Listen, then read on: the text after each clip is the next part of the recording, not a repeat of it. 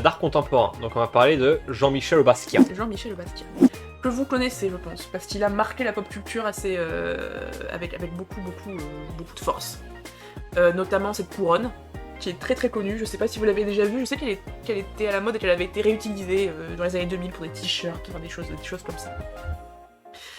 Je vais pas vous parler d'œuvres en particulier là, je vais vous parler juste du personnage et de quoi tu rigoles. Parce que je repensais au fait que je viens de faire le rapprochement. Une fois, j'avais un t-shirt et tu m'avais dit c'est un Basquiat. Ah bon? Mais en vrai, il a marqué, il a développé un style. Enfin, maintenant, c'est iconique quoi. Mais à ce moment-là, c'était vraiment un outsider. Du coup, je vais plutôt vous parler de sa vie, de sa vie d'artiste, plutôt que vous parler d'œuvres en particulier, parce qu'il a eu une carrière de 10 ans et il a créé 800 peintures et plus de 1000 dessins. Donc en gros, il est un artiste prolifique. C'est un artiste très très prolifique, où il n'y a pas forcément de... Enfin, c'est pas qu'il n'y a pas de recherche, mais comme vous allez voir, en fait, c'est beaucoup de l'instinct et de l'action en réel quand il fait ses toiles, même si c'est de la réflexion derrière, et on va comprendre pourquoi. Mais en gros, je peux pas vraiment vous parler d'une œuvre en particulier qui, en fait, reprend tout, et où on comprend toutes les choses, et il y a plein de choses derrière à dire, enfin voilà. Je préfère vous donner les outils pour reconnaître un Basquiat, que vous en voyez un, parce que du coup il y en a partout, vu le nombre de toiles. Vous après vous faire votre avis sur ce que vous pensez sur Basquiat. Tout à fait. Voilà. Alors Jean-Michel, son prénom. Moi je connais pas, je sais qu'il a connu Andy Warhol. Oui, tout à fait. Le Hand, comme je vais l'appeler. Exactement. Jean-Michel Basquiat, il est né en 1960 d'un père haïtien et d'une mère portoricaine. Bravo à lui. Il vient plutôt de la classe moyenne bourgeoise. Son père est expert comptable et il a des petits sous. Et sa mère l'initie rapidement à l'art en l'emmenant au musée dès qu'il a 5-6 ans. D'accord. Donc très rapidement, il est en contact avec ça. Il prend aussi également des cours de dessin. Du coup, c'est pas du tout un autodidacte. Ça, c'est intéressant et important de le dire parce que après, dans le traitement de l'artiste qui va être fait ensuite, beaucoup vont dire que c'est limite de l'art brut où il fait ça de manière instinctive et tout ça, c'est pas du tout ça. Il a été formé pour. Notre petit Jean-Michel vit bien jusqu'à ce qu'il se fasse écraser par une voiture à l'âge de 7 ans. Et du coup, il se retrouve alité. Élément perturbateur. C'est ça, exactement. Et sa mère lui offre le Grey's Anatomy, qui est n'est pas une série. Mais qui est un ouvrage d'anatomie humaine.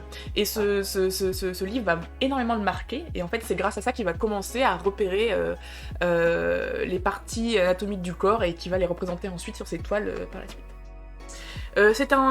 Sa mère est internée pour dépression dans un hôpital psychiatrique et il se retrouve à vivre avec son père. Ça se passe pas forcément super bien, il devient un petit voyou. Il habite dans Brooklyn, Brooklyn des années 60, donc c'est pas le Brooklyn de maintenant, c'était un Brooklyn limite ghettoisé quoi. Déjà le Brooklyn de maintenant, ça dépend des quartiers. Hein. C'est ça, voilà, donc à ce moment-là c'est vraiment encore pire. Il fait des études d'art dans une école d'art, mais il fugue souvent, enfin voilà, il est pas très stable le gamin.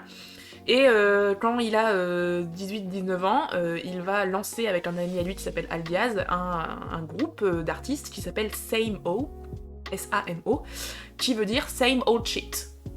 Donc la même merde. Voilà, et il va commencer à faire des graphes partout dans la ville. Et par graphe, il va écrire des phrases, ils vont jouer avec le langage. C'est quelque chose qui leur parle énormément. Et du coup, ils vont toujours signer par Same O. Ça va beaucoup intriguer toute la population new-yorkaise et tout le microcosme artistique contemporain de l'époque. Et tout le monde va se demander, mais qui est Samo ? C'est une bonne question. Qui est Samo ? Et finalement, Basquiat va dire que c'est lui, en oubliant un petit peu son copain Al Diaz, ce qui est pas très sympa. On verra que Basquiat, en général, c'est pas forcément un mec sympa. Ah. Voilà, bon. Mais les artistes sont souvent des enfoirés. Ah. Donc du coup... ça dénonce ici. C'est ça, voilà. Il oublie un petit peu son camarade Al Diaz, il prend toute la fame, et du coup, à partir de là, il arrête Samo et il devient Jean-Michel Basquiat, et là, il commence à proposer des œuvres différentes, et notamment ce qu'on peut voir ici. En termes de technique, on est Il choisit plusieurs médiums, c'est-à-dire pas forcément de la toile, parce que pendant un moment, en fait, il ne l'avait pas de chez lui, il vivait chez ses copines, il vivait il créchait un peu partout, et il utilisait tout pour des toiles, c'est-à-dire des valises, des portes, des parpaings, ce que vous voulez. Là, notamment, on voit que c'est du bois derrière, c'est pas une toile. C'est de la gouache, c'est du pastel gras, c'est du fusain et du stylo. Et en fait, il va faire une technique qui s'appelle le pentimiento. C'est-à-dire qu'il va superposer plusieurs couches de plusieurs éléments pour en effacer ou en mettre en valeur quelques autres. Quand on pense à Jean-Michel Basquiat, on pense aussi beaucoup à des écritures, parce qu'il écrit beaucoup sur ses toiles. Moi, je pense à rien quand je pense à Jean-Michel Basquiat. Bah, tu penses à ça, ouais. Je vais te montrer d'autres. Voilà. Là, c'est pas forcément un... Il écrit... Est-ce qu'il y a un endroit où j'ai mis... Voilà. Il écrit beaucoup sur ses toiles. Ah. Des mots qui ont des sens. Et surtout, ce qu'il aime faire, c'est barrer ces mots pour leur donner de l'importance. Parce qu'il estime qu'en fait, qu'en barrant quelque chose, l'esprit humain a tellement envie de savoir ce qu'il y a derrière qu'en fait, ça le met en valeur plutôt que ça le supprime, le mot. Donc souvent, en fait, il va faire exprès de barrer des choses pour donner envie et pour accrocher l'œil, pour voir en fait ce qui se cache derrière.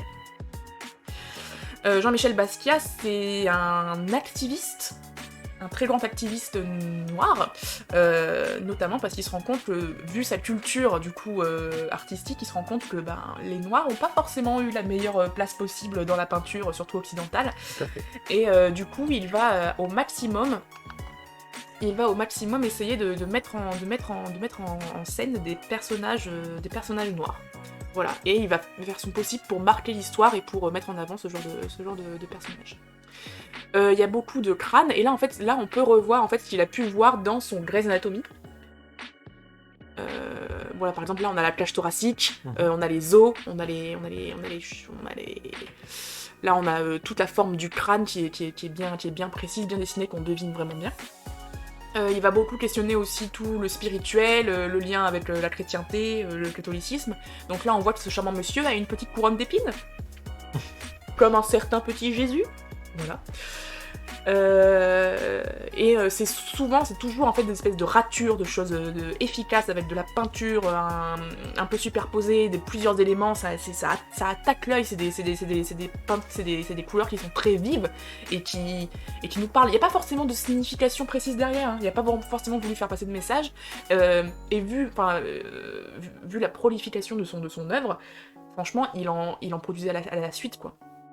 Quand dans ses interviews, il disait que c'était soit l'héroïne, voilà, parce qu'il était accro. L'héroïne, pas le féminin du héros. Non, drogue. La bonne drogue. La drogue dure. Soit la musique. Il a vraiment été bercé dans le jazz et dans le hip-hop, et du coup, en fait, dans toute cette branche underground de la musique new-yorkaise. Donc là, il y a un chibre. Je vais peut-être le passer. Là, on retrouve la couronne d'épines. Et là, on a notre copain Warhol. Tu le reconnais ? Pas vraiment. Pas de cachet. Jean-Michel Basquiat, il était omnubilé par Andy Warhol. Et il a tout fait pour le rencontrer. Un jour, en fait, Andy Warhol, il a acheté une carte postale de Basquiat qui vendait des trucs parce qu'il avait plus une thune. Et ils se sont retrouvés 5 ans plus tard dans une soirée mondaine, et tous les deux, ils se sont inspirés et ils ont fait des expos. Et ça, en fait, ils venaient juste de prendre un Polaroid ensemble. Basquiat, il s'est classé pendant 20 minutes, il est revenu avec un tableau. C'est ça. Voilà, et il l'a offert à Basquiat. Enfin, il l'a offert à Andy Warhol. Et du coup, un feat de peintre, exactement. Exactement. Du coup, monsieur Jean-Michel Basquiat est mort en 88, à l'âge de 28 ans. Mais pour rebondir sur ce que dit David, Andy Warhol était... Alors, niveau d'art contemporain, moi vous savez, je suis à 0, mais je sais qu'Andy Warhol avait un établissement qui s'appelait la Factory à Manhattan, à New York, et il y avait plein, c'était vraiment the place to be pour tous les artistes contemporains, un peu underground, qui voulaient questionner la société, y compris Valérie Solanas, du coup... Tout à fait, ouais, je vois que tu parles. On s'est compris, on te sait. Et Valérie Solanas ou Basquiat ou plein d'autres artistes qui se rencontraient là, donc c'était vraiment the place to be pour les featuring dont tu parles. Mais ils étaient très très proches d'ailleurs, parce qu'en fait Andy Warhol est mort en 87 et c'est la mort de ce monsieur qui a aggravé l'addiction à la drogue de Jean-Michel Basquiat, qui du coup est mort d'une overdose un an plus tard, à l'âge de 28 ans. Donc, et du coup, pendant ces 10 ans, en fait, il a peint énormément. Donc en fait, là, tu vois, enfin, quand tu vois un Basquiat, tu vois tout de suite que c'est un Basquiat. Oui, c'est vrai que ça. C'est des choses, c'est brutal, ça va dans tous les sens, c'est intense, c'est sauvage, c'est vraiment en colère.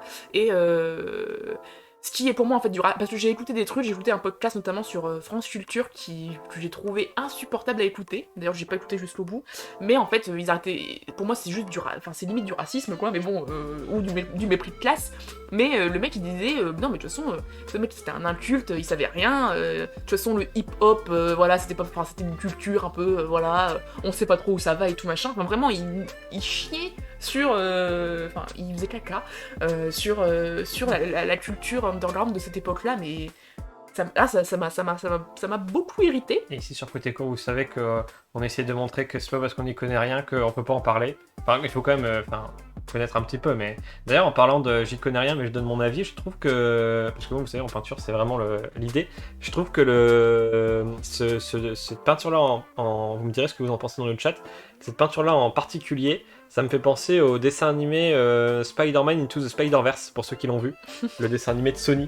Et il y a des fois, du coup, qui avait la particularité d'être hyper novateur sur le fait qu'il y avait des animations un peu comme dans les comics qui venaient au-dessus des personnages pour un peu accentuer leurs émotions. Notamment dans les moments où Spider-Man était en colère ou qui devenait un peu fou et qui savait plus où il allait, il y avait des animations hyper brutes qui étaient dessus, et je trouve que ça ressemblait vachement à ce dessin-là. Ça fait aussi penser à Arcade. C'était Arcane que je pensais, ouais. C'est C'était Arcane, ouais. quand on voit j'ai oublié son nom. Ouais, non, mais je vois. Jinx. Voilà, où elle devient un peu folle, et tu tapes plein de. C'est Et c'est très inspiré aussi de vaudou, c'est très violent, et en fait, c'est très bien que tu en aies. On fait des liens. Que tu en aies parlé, parce que le néo-expressionnisme, il y a une partie de la bande dessinée qui a inspiré tout ça. Cette nouvelle branche de l'animation qui rajoute des émotions pour rajouter des émotions, qui met des parties au-dessus. Ça ressemble. Ouais, vraiment, il y a un côté Arcane, un côté Jinx. Le néo-expressionnisme, c'est reprendre, c'est l'expressionnisme allemand, et l'expressionnisme allemand, ça. Détruit, enfin ça va à l'encontre de l'impressionnisme classique que vous voyez comme Monet ou tout ça, qui estime qu'il faut représenter la nature telle qu'elle est, en tout cas la lumière telle qu'elle est, et les expressionnistes, ils pensent qu'il faut montrer des émotions avec des symboles qu'on connaît et pas forcément en lien avec la nature. La plus célèbre des peintures dans ce sens-là, c'est le Cri de Munch. Oui, le mec comme voilà. ça. Donc là, c'est la peur, il est totalement déformé, c'est l'angoisse, voilà, c'est ça.